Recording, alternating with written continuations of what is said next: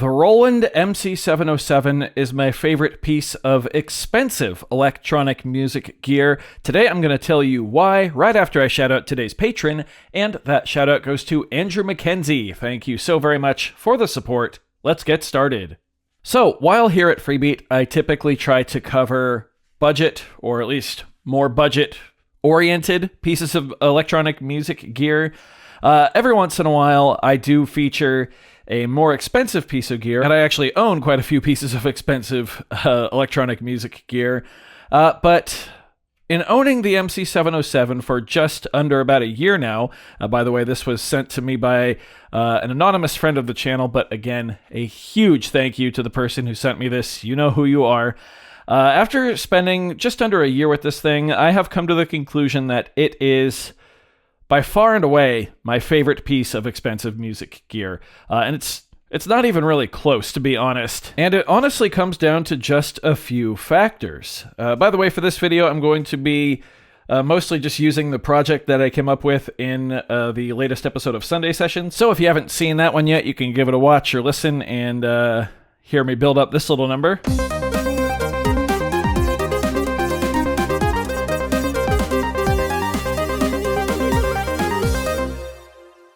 And honestly, just using these sounds right here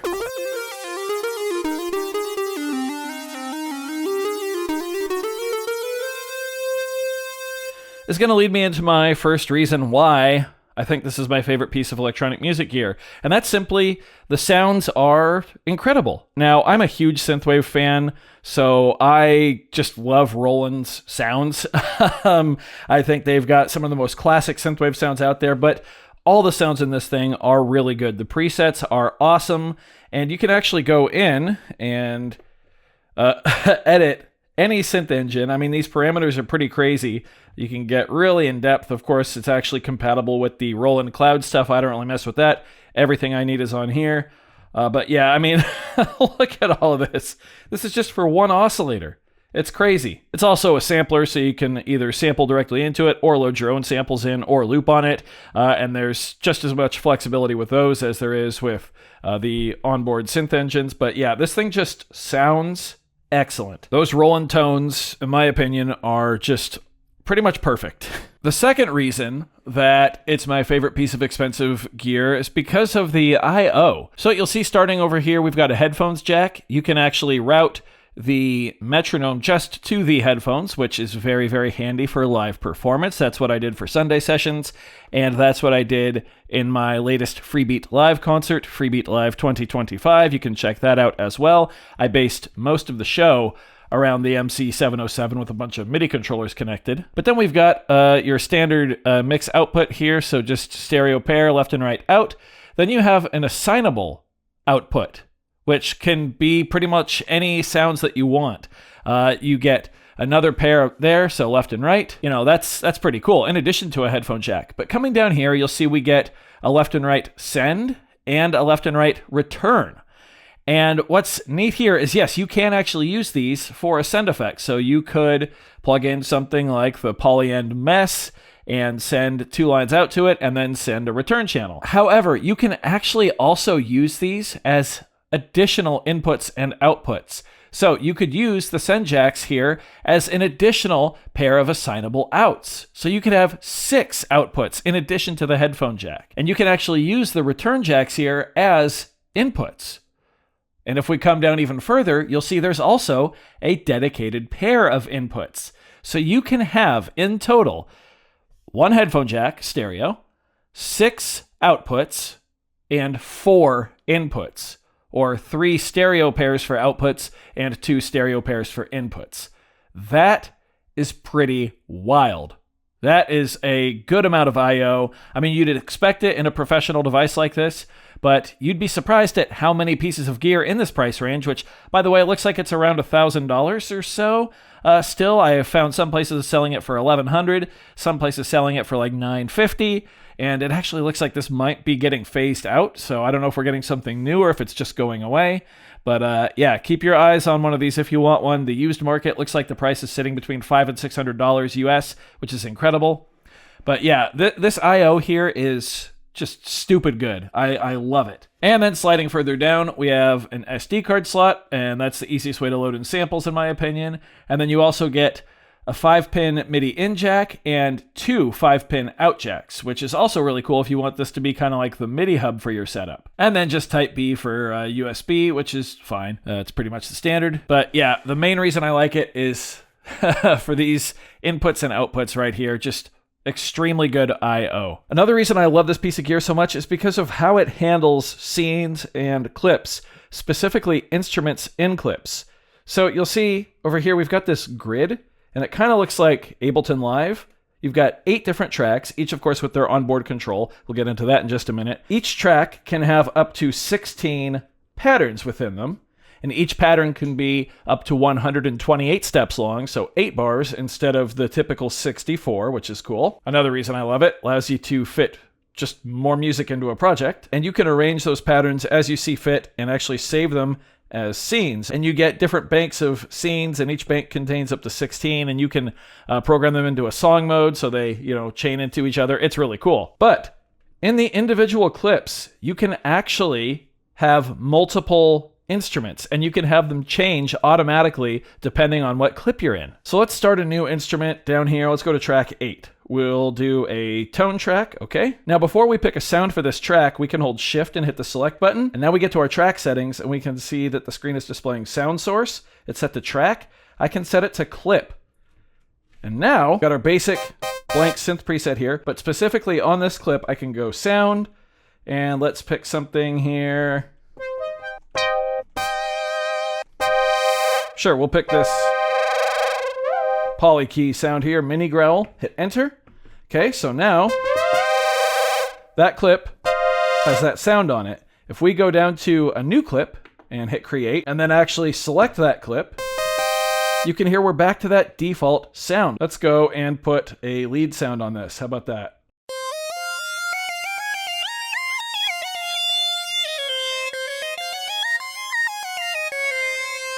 Okay, perfect. Hit enter. Now check it out. If I go to clip view and I actually switch clips, go back to notes, we've got 2 different sounds going on here. Oh, we're really crooked. Even though we're on the same track, we've got 2 different sounds going depending on which clip we're on. And that is so cool, especially for live performance. Because like I said, you can save these as scenes and automate the chaining of those scenes so you can have sounds switch on the fly. And this works if you're controlling this track with a MIDI controller too. That's how I ran most of my Freebeat Live 2025 show. I pre-programmed the basic song structure into scenes and like the bare bones of each track.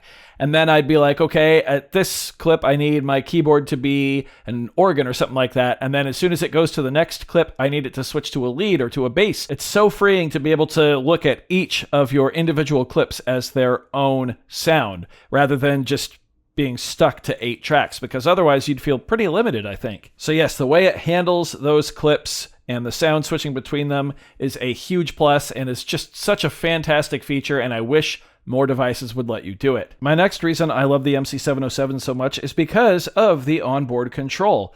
Look at this. For each track, we have a master filter, modulation control, effects control, and level control. And these 3 knobs can actually be changed per track to whatever shortcuts you want, pretty much. You've also got some master effect controls up here.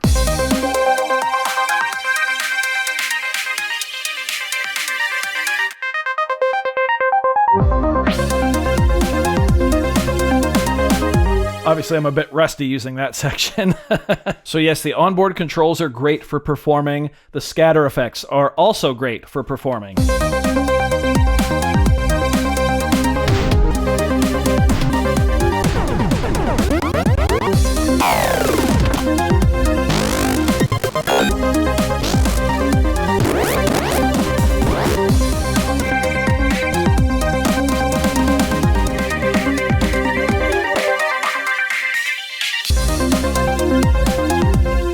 And as you saw, they work together with the Master Effects as well. So yeah, live performing on this thing is simply epic. It works so well. You've got these buttons down here which change the function of the pads, and it's really, really simple. You can mute your tracks or mute your clips. You can launch new clips.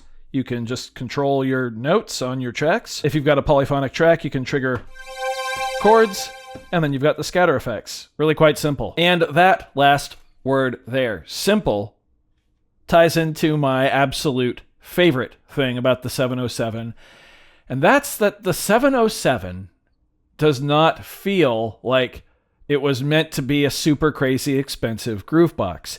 Instead, it doesn't forget that a groovebox inherently should be pretty simple and easy to use. It takes that concept and then expands on it. And that makes sense because the 707 was built to be the larger variant of the Roland MC101, which is a much more budget-friendly groovebox. It's got 4 tracks and a lot of the same features as the 707, but just smaller.